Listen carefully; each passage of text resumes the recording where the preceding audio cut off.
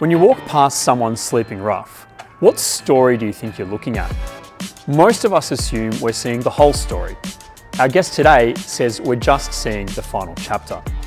For more than 30 years, Major Brendan Nottle has listened to the stories that almost nobody else hears. Stories of trauma, stories of resilience, stories that resist easy answers and force us to see homelessness, and perhaps each other, very differently. Just a heads up, this conversation includes discussion of family violence, sexual abuse and suicide, so please take care if those topics are difficult for you. Here's the story behind what Brendan Nottle calls the final chapter.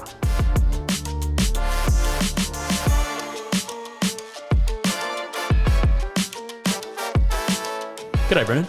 G'day, Tom. Normally we would be sitting in our studio in Collingwood, but instead today we're sitting in Bourke Street in the city. Tell me about this place. Where are we? Yeah, well, thanks for coming in. It's great to see you. The Salvos have been in this location since 1894. Wow. And been here continuously, so which is just amazing. I think it's one of the oldest buildings on Bourke Street. It was built in 1891. Wow. And 2011, we fitted this place out as a cafe. So the whole thinking was, like, people would come in here and they'd line up for food, so it'd be like a soup kitchen. There was always niggle, people freaking out about, am I going to miss out on a meal? Right. So we thought, why don't we mix the model up a bit? And we looked around the area and there's cafes all over the place.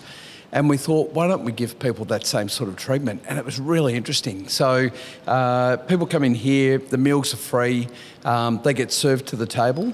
And we had a couple of people say to us, I don't feel comfortable coming in here. So we said, what's that about? And they said, this is too good for us. Oh. And we thought, that's really interesting. So I think our whole driver is, how do we treat people with absolute dignity and respect? Because that's what everyone deserves. Yeah. And so that's what the cafe model's about. And this cafe is part of what's known as Project 614, I understand. So tell us quickly about Project 614. Yeah, so it's a name, Project 614, that really came about out of Canada back in 2003. So the idea behind that was it was taken from the book of Isaiah, chapter 61, verse 4, that talks about rebuilding, restoring, renewing the devastated ruins of the city. And we really like that for two reasons. One was it actually talks about the most vulnerable, and it's really easy in this sort of work to go for the low-hanging fruit, go for the easy targets, and then you go back to your funding bodies and say, look at us, we've nailed it. But we really thought that looking at particularly Salvation Army history, we really wanted to go for the most vulnerable, those people that fall through the gaps. And they're much, much harder to work with. The issues are really complex, but they're the ones that are often locked out of support. So we wanted to do everything that we could to actually lock them into support. And if these walls could talk, I'm sure they would have heard some stories. Oh, yeah, unbelievable. That's a really interesting thought, and it often goes through my head. As I wander through the building, it's 131 years of history. Yeah. And probably some stories wouldn't be great stories that are told, but some stories would be amazing, but some stories would also be just ordinary stories of people just really struggling and just needing people to do life with them rather than coming along and doing stuff for them. And I think it's that journey and just sticking with people for the long term that really makes the difference. And I think a lot of those stories will be told from these walls. Yeah. Well, it is a working cafe, and people who are listening or watching could hear the coffee machine going in the background, and there's people moving around preparing for this evening's service. But you talk about the meal as being a conduit to a wider conversation. Tell me about that concept. Yeah, so we looked at what's not just happening in Melbourne, but what's happening across Victoria and in fact across the nation. So one of the key issues that we see every single day and every single night through the city of Melbourne, but through here, is food insecurity. So our thinking is, let's prepare a meal, present it to people, and let the meal speak for itself. The way we present it, let that say to people, we want to treat you with the dignity and respect that you deserve. And so that's the first issue. Let's address food insecurity. But then the other issue that we see right across the nation is social poverty. So there's so many people that are really dealing with loneliness and social isolation. So when we bring the meal, don't just drop it on the table and do something for people, but sit down and have a chat and just talk, talk about the footy, talk about the weather, just talk. And it's amazing the number of times that people actually come back and say, this is the first conversation I've had all week. Wow. It's pretty overwhelming, yeah. And then what do those conversations lead to? Like, presumably they open up opportunity to provide services and assistance and those kind of things in a kind of a less confrontational or, less difficult kind of situation? Yeah. I think when we first got here in 2003, there was a model at work here, but a model at work in other similar centres, which was really a transactional model of care. So people would come in with a need, we'd give them a bag of food and they'd go on their way, or they'd come in and say, I'm homeless, and we give them directions and a Mikey card, a transport card to go and get accommodation for a couple of nights, and that would be the end of the engagement. Yeah. And so we actually sat down and said, is that actually what we want to do? Is there more to this work that we need to be doing? And I think that's treating a symptom rather than the cause. Absolutely, right? yeah. And so what we decided was we wanted to move away from that transactional model to a relationship first model of care, where we sit down with people and we do life with. So let's build a relationship. That's the first thing. So don't worry if somebody's dealing with some complex mental health issues, or they're dealing with homelessness. It doesn't matter what the issue is. Start to build connection, start to build trust. And that's where the real work happens, because it's really interesting, Tom, when people come in here and they think they're coming into like an interview or a social worker appointment arrangement. Like a clinical type, conversation. They almost go into role playing, where they're the client, they're the patient, and they know how to answer the questions. But if you're really going to get beneath that stuff and actually get to the nub of the issue, then you've actually got to help people relax and build trust, and then start to work with them and say, the reality is I don't have all the answers, but I reckon you know what you need. Yeah. So let's build some connection and trust, and then we'll take it from there. Yeah. So when we spoke in preparation for this interview, you're well known as an advocate, a spokesperson, someone who's working in this space and has done so for 30 plus years, I believe. Yeah. But one of the things that struck me about your personal story and your origin story, if you like, is that you're almost a tentative or accidental member of the Salvation Army, and so if we think about, the body of work of 30 years doing this sort of stuff, where does the connection start for you to the Salvation Army? Yeah. It started back in 1928.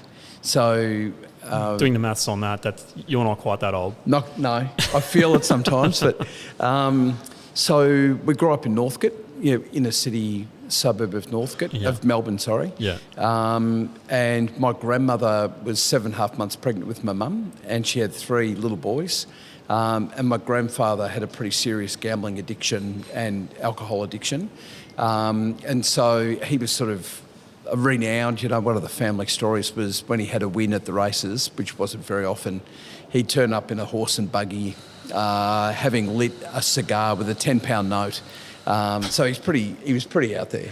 Yeah, right. So he died in his early 40s and left my grandmother 7.5 months pregnant, raising these 3 little kids. And she had 2 shillings in the bank, which I think the equivalent today is 20 cents, apparently. So she was really, really struggling. And she had a local church minister come around and bizarrely say to her, you've fallen behind and you're giving at church. When are you going to catch up? So she told him what for and set him on his way. Yeah. Anyway, the local Salvos in Northcote found out about the family and brought a box of food. And then they started to build a connection with our family. And so you mentioned that if we fast forward to your family, your own upbringing, you mentioned that you could have quite easily fallen through the cracks as well. What's your kind of more recent family history? Yeah, so 1969, my dad had a heart attack on literally the doorstep of my bedroom. and it was fatal. So my mum rang the ambulance. He was 51. Mum rang the ambulance. It was an hour wait. So nothing's really changed. Yeah, exactly. And then she didn't know what to do, so I had 3 much older brothers, so they were there. So she rang the local Salvation Army officer who came and worked on Dad, but unfortunately couldn't revive him. And then 1982, I was doing year 12, halfway through, it was June 82, the principal came and got me out of class on a Friday afternoon and said, we need to have a chat in my office, your mum's had a heart attack and died. So that seriously knocked me. So how old were you at that stage? 17. Right. Yeah. So that really knocked me about big time. Yeah. So I got to the end of the year and then went to Adelaide and enrolled at Adelaide Uni. But I was a pretty angry young guy at that stage because of all that happened. Yeah. Yeah. But that didn't last long, did it? No, that was a bit of a weird sort of experience because I got to Adelaide and I was staying at a residential college, so I got there on a Friday afternoon and had determined in my mind that I was going to cut loose, so, you know... in crazy old Adelaide? Yeah, would have been wild. So, wow! Yeah. So I think the nightlife finished about 8 p.m. at night, but anyway. The intention was to go pretty crazy, and I remember Sunday afternoon, so I'd been there for about 48 hours, going for a wander into the city, wandered past the Adelaide Town Hall, and there was some music coming out. I had a look around, no one on the door, so I thought, beautiful, I'll just slip in, have a listen. And it was the Salvation Army Congress, so there was about 1,000 salvos in the Adelaide Town Hall. And the woman that was on the stage saw me come in and actually came off the stage and sort of asked me for all my details and all that sort of stuff. And she reconnected me with the salvos. But it was interesting because that woman was Eva Burrows, who was the national leader of the Salvation Army here in Australia at the time, ended up becoming the world leader of the Salvation Army. And she, in retirement, rang me and said, can I come and volunteer here? So she basically became a full-time volunteer. So it was interesting seeing that whole circle completed with her, yeah.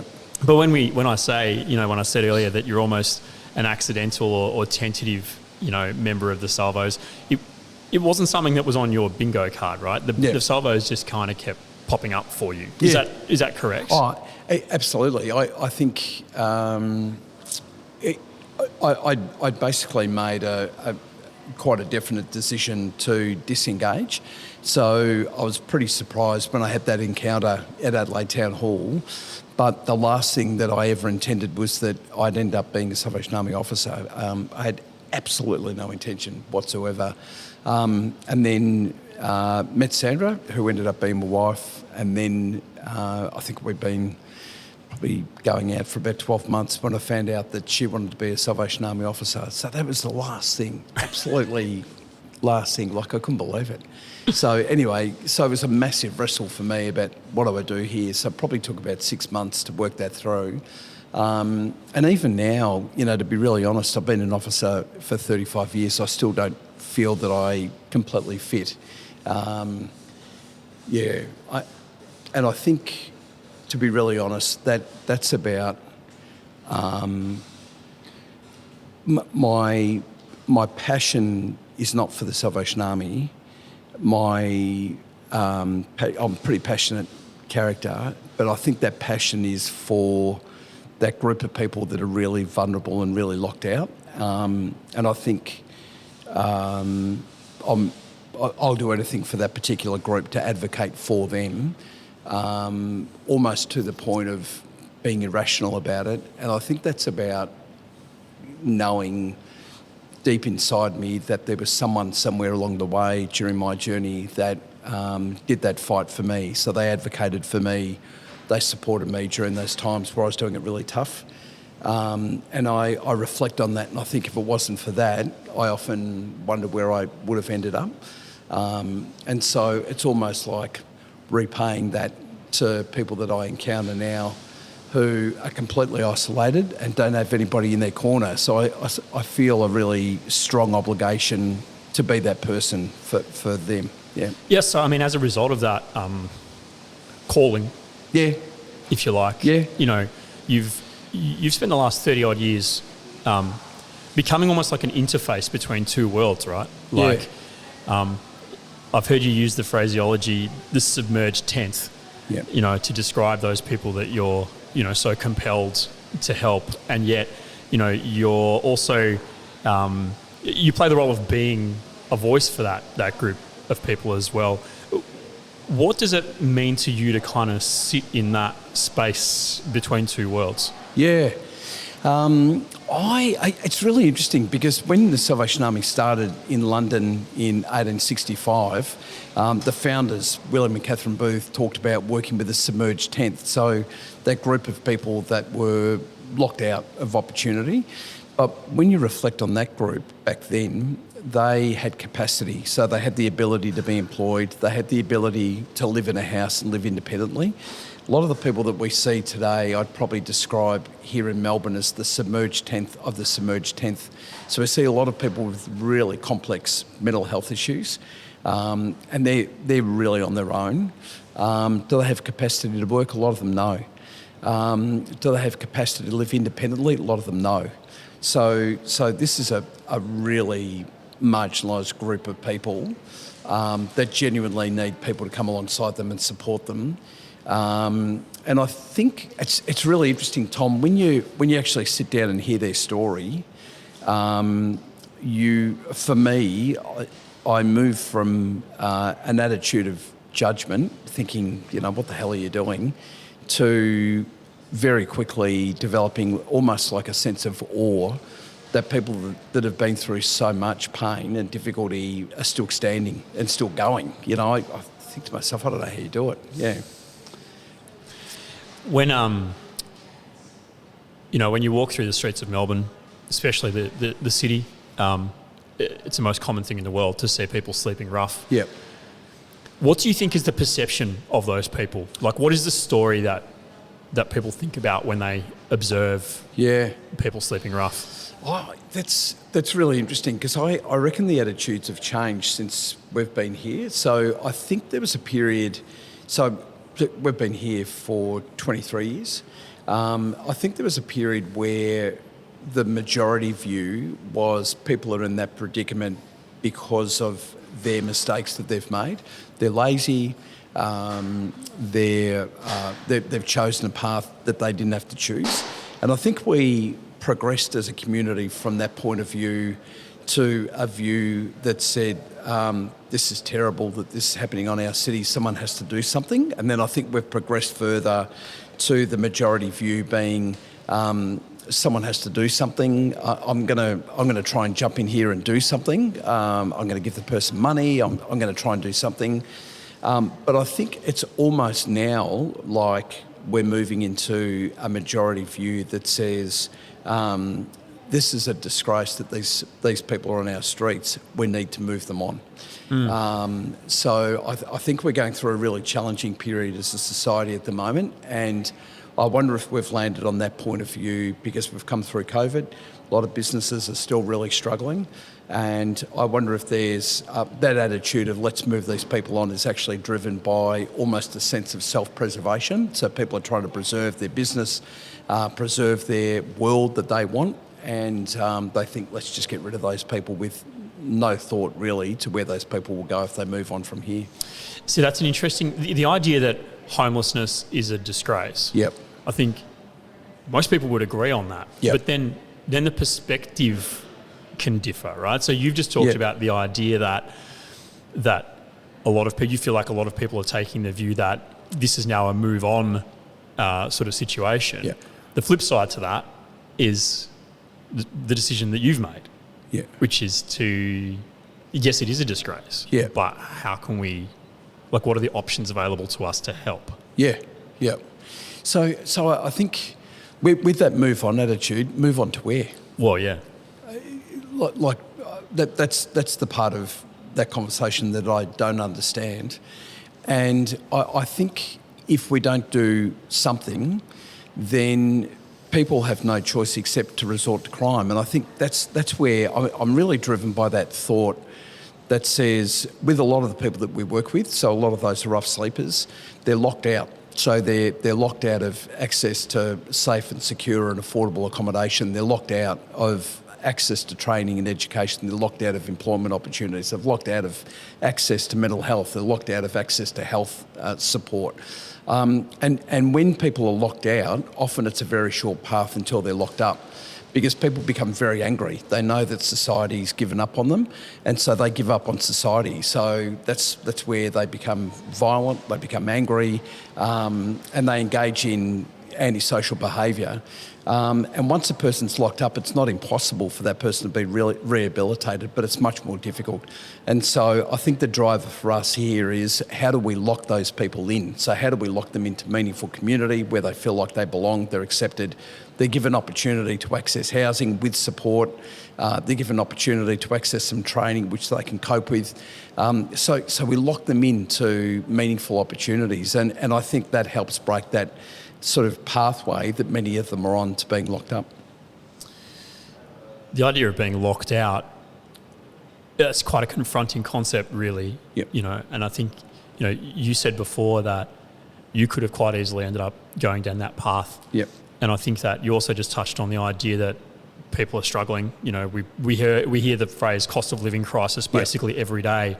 You know, do you think there's a concern amongst the community that maybe there's only a few steps between me and being locked out, you know, and being in that situation? Yeah, I think it's really interesting that there's a lot more focus on visible homelessness.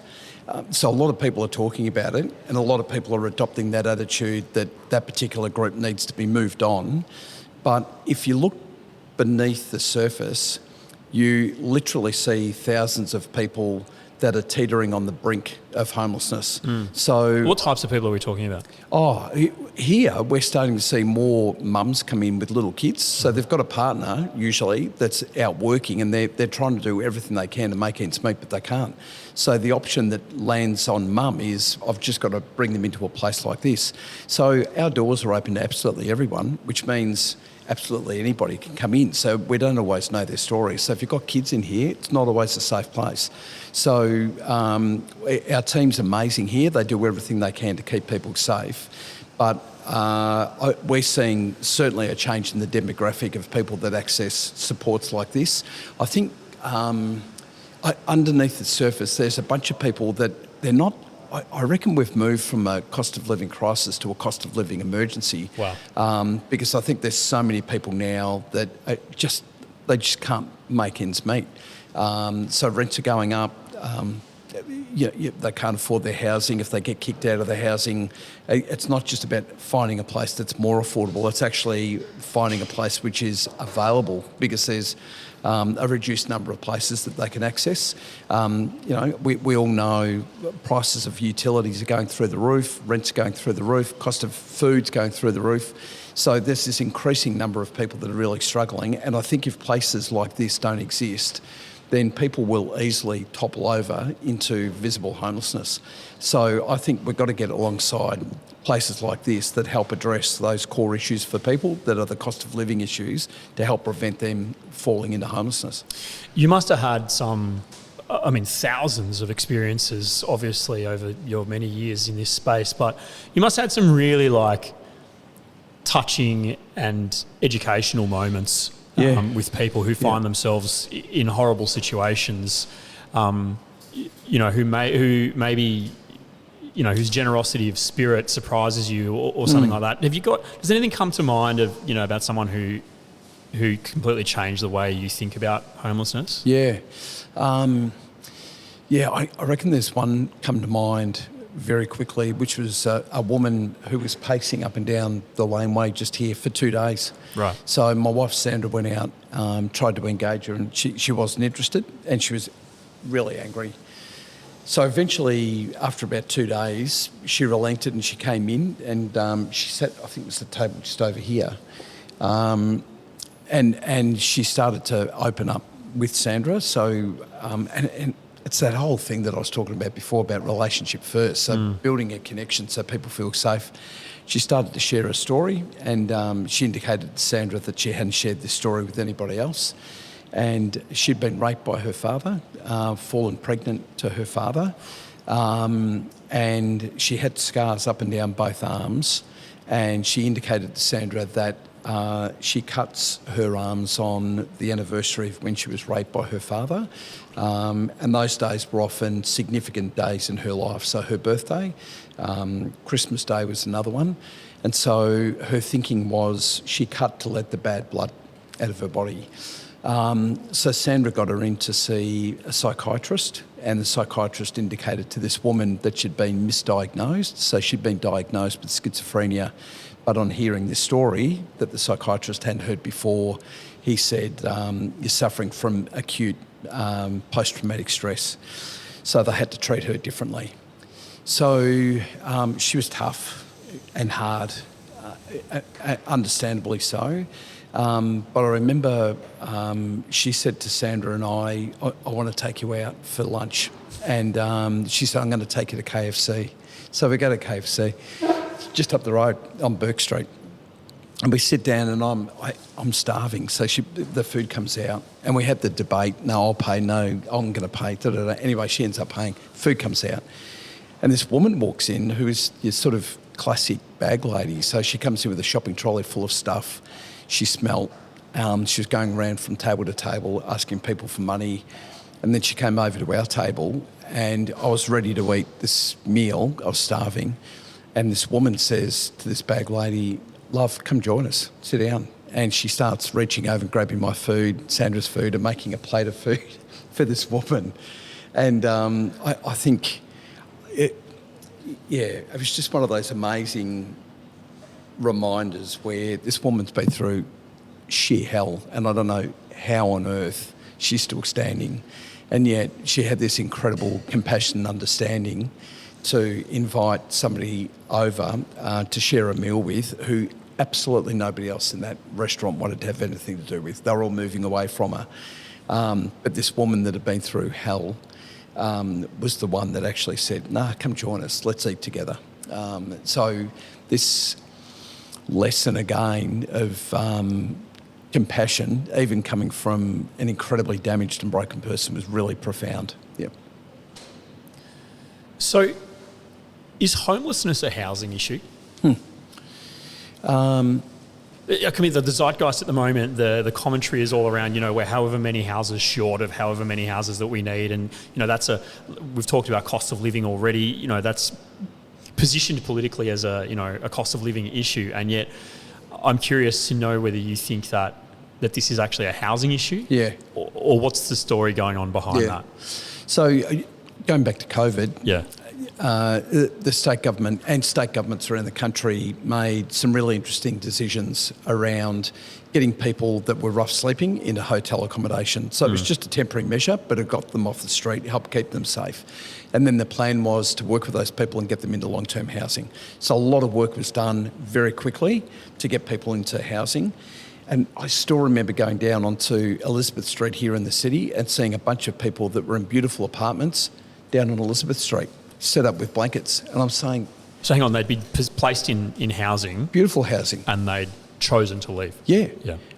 I said, what's going on? They said, well, we've been put in this housing, but we don't know anyone. We've been put into this housing and we don't know the area.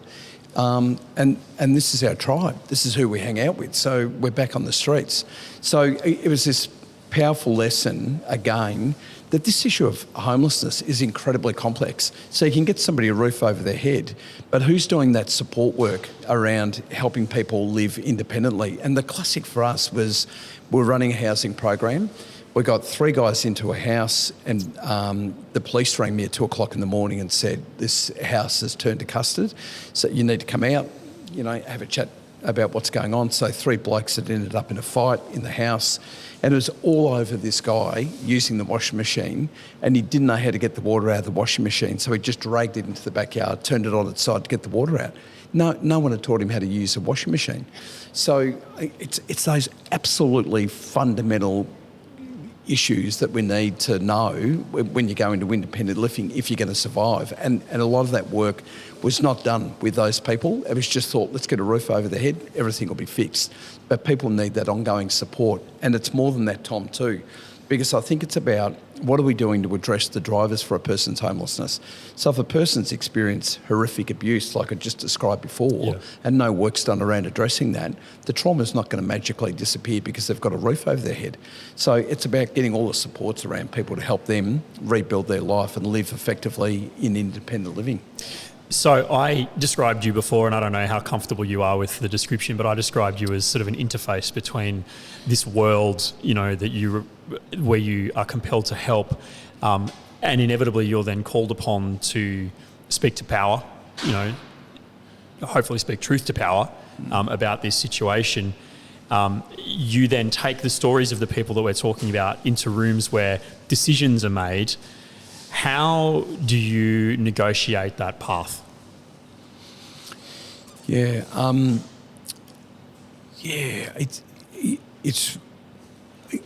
really challenging sometimes because I think some of the stories that we hear here are so far removed from the stories of people in power and people of influence, and they just can't communicate it. And I think, they can't comprehend it. Yeah. I think the other thing, Tom, too, is some people, I'm just being honest here, some people in power and people of influence are so, I'll say, misguided because they're so obsessed with wealth, they're so obsessed with power, that they just can't see beyond that lens. And so they've got an opportunity to make decisions that could actually be transformative for a really vulnerable group of people, but they're incapable of making that change because they're so obsessed with their own situation, be it power or be it the pursuit of wealth. So that becomes incredibly challenging for me at times to remain calm and to try and find a way, navigate a way through that. And yet, inevitably you do, you manage to have those conversations. You inevitably engage with politicians. You probably have politicians come in here for photo ops, I would imagine, from time to time. Do you find that kind of thing distasteful, or do you find it necessary for exposure, or somewhere between the two? Yeah, I think I find it an opportunity. So there's always an opportunity there to get a good outcome for people here. And I think I have to say a lot of the people that we deal with, particularly politicians, they're often there because they genuinely want to make a difference. And I think when they come into a place like this, I think hearing people's stories actually opens their eyes again to, geez, things are incredibly tough. I can make a few decisions that can actually improve these people's lot. So I think getting people in is actually, I'll be honest with you, Tom, it can be stressful at times because you just don't know what's going to happen. The place can be dynamic. Yeah. So if you have a Prime Minister wander in or a Premier thinking what potentially could happen, but we more often than not get through it okay. We get through it unscathed. But they're important moments because it's an opportunity to say to people of power, this is actually what's going on. And the other thing too is we see about 600 people a day through this place. So, there's a huge volume of people in need, and I reckon we're just scratching the surface here. So, for politicians to see that is really important. Inevitably, you go to politicians for funding because your work needs to be funded. Yep. That mustn't be an easy thing to do. How do you kind of handle that? I'm okay about it. Like when you hear the need, Yeah. and then there's an opportunity to actually get some funding to meet that need, then I'll do everything I have to do, and the team will do the same here. I think I get really jaded when sometimes, and it doesn't happen very often at all, but some politicians will make commitments and the driver for that commitment is political gain for them, and they've got no intention of fulfilling that promise. That really doesn't just jade me, it absolutely grates me. I'm trying to be nice here, but I was going to say, far out. I can't believe people would be that cynical, but it has happened. But fortunately, it's in the absolute minority of occasions that's happened. Yeah. And how does that impact the services that you're providing here? Well, what it does is we'll find a way. So we'll just get out there and we'll find a way. But it means resources are being diverted from other opportunities to try and offset the loss of funding from the City of Melbourne. So we're finding, Tom, that there's municipalities all around Melbourne putting their hand up saying, we need this model. So this model is about addressing food insecurity, addressing loneliness and social isolation. And then the third part that's critical is actually bringing services to the people. So we've got a health clinic here run by Co-Health that's full-time, Monday to Friday. We've got a mental health clinic that's full-time run by the Alfred Hospital. We've got a full-time Services Australia worker here, 2 full-time NDIS workers. The list just goes on and on. And it's critical to have those services coming to the people, and it's a model that other municipalities are now saying we need this in our location because it makes a significant difference. So we've got supermarkets saying to us that that shop theft is down because of a cafe like this that's located near their supermarket. So it's a no-brainer. You get a setup like this in your municipality, and it actually improves the local community. So I think that's something that people often miss. So if I were one of those politicians and you're asking me to promise you something, what would be the single biggest or the single most impactful thing that someone could resource for you? Is it just money, or what is it? No, it's more than that. Yeah, I think it's definitely funding, because the more funding we've got, the more cafes we can run. But I think it's actually sitting down and reflecting on what are the really basic things that people are locked out of that would be transformative if they had access to them. So births, deaths and marriages have just started here once a month. So we get people come in here all the time that lose their stuff, and in their stuff is their ID. So if you don't have ID, it's incredibly difficult to access income support, accommodation, alcohol and other drug support, so rehab and detox. Really hard. So ID's a no-brainer. The other one that people find really difficult to access is dental health. So dental health causes massive issues. The other one that's really challenging for people is legal support. So we get people in here that are on the run. So they've had a warrant issued for their arrest. But when you sit down and actually dig beneath the surface, you find out that warrant was issued over some minor offence, like feet on the seats of a train because they fell off to sleep on the train and they got a fine. Or they didn't have a Mikey card, or it's a Mikey card, a concession Mikey card, it's a transport card, and they didn't have the concession card with them. Like, we had a guy come in here who had his full name on his card, but he didn't go by his full name. He went by a nickname all the time. And so when he gave his name to authorised officers on a train, it didn't align with the name on the card. So he got a fine. So when people can't pay the fine, it then ends up developing into a warrant issued for their arrest because it goes to court, they fail to appear. So they're on the run. So they come in here and they won't give us their name, they won't give us any information. So it becomes really difficult to actually get them the support they need. When a lawyer comes and advocates on their behalf and addresses that warrant for their arrest, all of a sudden life is transformed and they're able to get back on with their life again. So having a full-time lawyer here would be transformative as well. I don't want this to sound disrespectful in any way, but those sound like pretty small things. Yeah. Like, we're not talking about science. Reinventing all of society here. We're just talking about some pathways to make those... There are obviously situations where people have fallen through the cracks, right? Yeah, yep. It's just kind of closing the cracks a little bit. Yeah. Yeah. I think the people that can make those decisions, I think, are incredibly stretched. And so I think...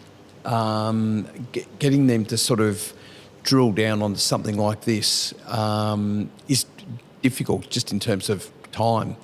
But we've seen it, you get births, deaths and marriages here. It's like you can feel the vibe changes, because people are going, far out, I can get access to ID. Or we get a lawyer here, pro bono lawyer in on a Monday night, and you feel people go, geez, that warrant issued for my arrest has been addressed. You know, I can get back on with my life again. So those simple things are transformative. And then it goes through to the bigger picture, which is around providing housing for people with support. And if we could start to have a conversation with the right people around that, that could be really profound for so many people. Yeah, so I mean, you're having that conversation now. Yeah. Tell me what that model looks like. What's your dream? Well, we've got a pilot, Tom, and there's two parts to it. So the first part is around, we just want to borrow land. We don't want to own it. And on that borrowed land, we want to put 10 to 12 relocatables, and in the middle of that we want to put a multi-purpose space. So this is not a housing program, this is actually an education program. So the thinking behind it is that people that live in that community or micro community undertake some training over the course of a year that actually helps prepare them in really practical ways to be able to effectively live independently. So we would have, you know, 2 young students that would live in that community, not to run it, just to flavour it, be eyes and ears, make sure everything's running smoothly. And then this is the part that we're really excited about, but it's the challenge, is we'd love to sit with people after they've finished that 12-month course. And we're hoping to launch this pilot next year. But the second part is we want to sit with them and say, Tom, you've done an amazing job in finishing this course. We've got a prize for you. The prize is we want you to own your own home. So it's not going to be a 4-bedroom brick veneer. It's going to be a relocatable. But then we want to have a conversation with you about what can you contribute to the build of your relocatable. So we'll have an honest conversation, and we might land on, well, you're capable of sweeping the work site every day. So we put a money figure on that, and then that money figure comes off the cost of your relocatable. And then we work out a rent to buy, so very, very reasonable rent, no interest, and you just pay it down, and then you end up owning your own relocatable. And what we'd love to do is get to a point where we build the relocatables for the only reason that we want to crunch the costs to make this as affordable and as accessible to as many people as possible. And we don't want to build houses, we want to build communities. So we want to get people that are doing okay to actually choose to live in these communities. So again, they flavour the community, and they're there just to provide support to people. So if people are having struggles with a neighbour, there's someone there they can go to that helps them resolve that sort of issue. So it makes independent living sustainable. And then if a person gets to a point where they want to sell their relocatable, good luck to them. They can on-sell it, or they can pick it up and relocate it, because it's their relocatable, it's their asset. And I think when we have conversations with people that have been homeless for a long period of time, and you say, you know, what do you want in life? And they say, mate, I just want a normal life. And that normal life is I want to own my own place. Some of them say, I just want to live on my own. Others say, I'd love to, you know, have a family. They just want to live a life just like the rest of us. But they're finding it incredibly difficult, almost impossible to break into the housing market. So this is designed to help them do that. So have I understood correctly that this is not, you know, a plan on a piece of paper? This is not, you know, a pipe dream that you've got. This is an active conversation right now. Yeah. And especially the first part. So the first part, we reckon that'll be up and going towards the end of next year. The second part's the bigger piece of the puzzle, but it's certainly a conversation that's interesting a number of people. So, hopefully we can make that happen, because I just think it's the thing that's going to genuinely transform people's lives. They've got access to their own place in a community that supports them. Sounds a bit like a village. That's what it is. You know, we all used to live in villages, and then we ended up living in these big cities, and that level of connection. You know, you talk about this concept in, you know, raising children all the time, but like that level of connection has been lost, and what you're talking about is giving people back that connection to community, and that becoming quite a transformative thing. Yeah. Well, I think it'd be fair to say that the people that we see come through this place every day and every night are, you would describe them as victims of that disconnection. So they've just completely fallen through the gaps, and, you know, perhaps some of them come from dysfunctional families, and they just don't have anyone around them, any network really, that can genuinely give them the support that they need to get back on their feet. And is this something that's being done somewhere else, or is this your idea? Like, The first part is, I think that's been done somewhere else. The second part is similar to like a lifestyle village, but that's for a different group of people. This is, I think it's the first of its kind. Actually, this is a really interesting question. I say it's the first of its kind, but it's actually not, because back in 1892, the founders of the Salvation Army in London wrote a book called In Darkest England and the Way Out. And I thought we'd come up with this rip-snorter of an idea, and then I was flicking through the book, and it was actually a chapter called Suburban Villages.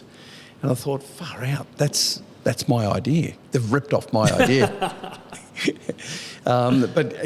So I think they wrote the idea up and they've trialled the idea, but it didn't take off. And so here we've got an opportunity, I think, to go back to the future. So if it didn't take off then, what makes you think it could take off now? I think we need to start. I think one of the challenges for them was that they looked at this as an idea that would be rolled out globally. And I think what we need to do is just roll it out as one pilot. One village at a time? One village at a time. Yeah. And just pilot it and learn from it and then look at extending that. Do you think that this village concept is like the culmination, the coming together of all the things that you've experienced in this space over 30 odd years, whatever it's been? Is this kind of bringing it all together for you? Yeah, because in the middle of it, of each village is this. It's this sort of model. So can we put a cafe in the middle that addresses food insecurity, addresses lack of connection, and brings services to the people? So it's this idea on steroids. That's what it is.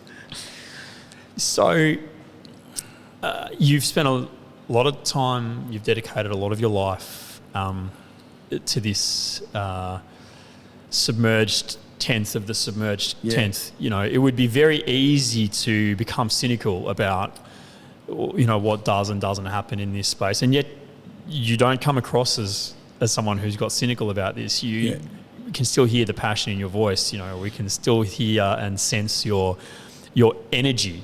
But how do you continue doing this work without getting sort of emotionally overwhelmed by it? It must be tough. Yeah, I think the model works. So this model works. So I think, and sometimes as a team we say it works too well because we do get overwhelmed by the number of people coming in and the complexity of the needs that come through the door. But I think seeing that the model works inspires me to go, geez, wouldn't it be good to roll this model out in other locations, and wouldn't it be good to actually expand the offering? So turning it into a village concept. And I get really energised by that, but I also get energised by the one-on-one conversations where you hear, you know, like I sat with a guy that's got a really serious speech impediment. He's homeless and he's dealing with diabetes. And this particular day, it was just in the doorway here, he stopped me and I said, no, I'll come back to you. And he goes, no, I need to talk to you now. And he just eyeballed me and he said, what we need here is a diabetes person that can help people that are homeless with diabetes to test their bloods, test their blood sugars, and then to get education around how do they look after themselves when they've got diabetes. Because that's his story, and he's saying, I've got no one that can do that for me, and there's a whole bunch of other people in the same predicament as me. And so we're able to get Diabetes Australia on side, and they've been amazing. So they come in once a week. We've got an incredible diabetes educator, Julie, that does some amazing work with people, and it's her work's literally keeping people alive. So I think when we have the one-on-one conversations and we listen and we act, you go, far out, we're actually making a significant difference. And it's not just about feeling good about what we do. There's some days where I actually step back and I think we've literally saved a life today because of the work that we've done as a team. So I think that's the sort of thing that inspires me to keep going. I think even your response to that question portrays your positivity and the mindset that you bring to this, because I can imagine that. You said before that you're a passionate person. I can imagine that. You know, hearing stories like that lady that you talked about before, you know, who'd been a victim of a very serious sexual assault multiple times, that could really like damaged people who are hearing that kind of story on a daily basis over and over and over. And yet you don't seem to have been impacted by that as maybe some other people might be. What's your thinking on that? I absolutely was impacted, and my wife Sandra was even more impacted by that story, and actually needed to take a break on a couple of occasions, just to really work through the impact of that relationship. The impact was profound, and I think